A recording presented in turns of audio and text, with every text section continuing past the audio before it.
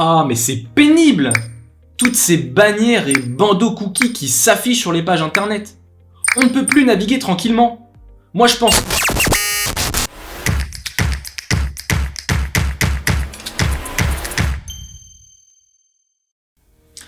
En octobre dernier, la CNIL publiait de nouvelles lignes directrices et une recommandation en matière de gestion de cookies.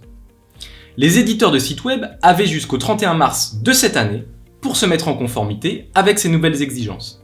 J'espère que vous êtes dans les temps. Pour rappel, les cookies sont des fichiers informatiques qui permettent notamment de collecter des informations sur votre navigation dans le but de vous proposer des publicités personnalisées.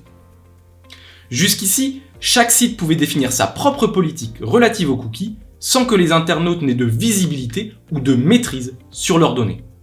Autant vous dire que cela a conduit à de nombreuses pratiques abusives, d'où ces nouvelles règles. Leur objectif n'est bien évidemment pas de vous embêter, mais au contraire de vous protéger.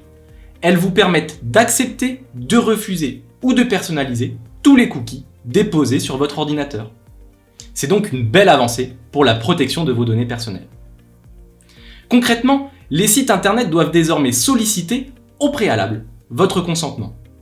Il peut être donné ou refusé de manière globale grâce à un bouton « Tout accepter » ou « Tout refuser » et peut être défini au cas par cas dans la liste des cookies.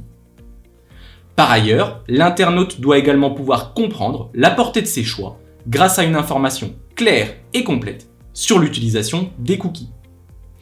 La mise en œuvre de bandeaux cookies conformes n'est pas aisée, comme nous pouvons le constater sur de nombreux sites.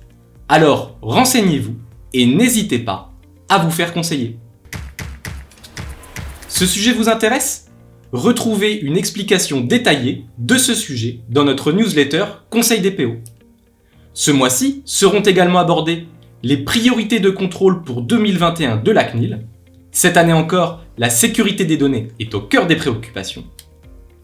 La fuite des données personnelles de 500 000 patients français, une violation majeure qui pourrait avoir de lourdes conséquences. Ou encore, un sujet sur le contrôle vidéo du port du masque dans les transports publics, une opération très surveillée par les autorités.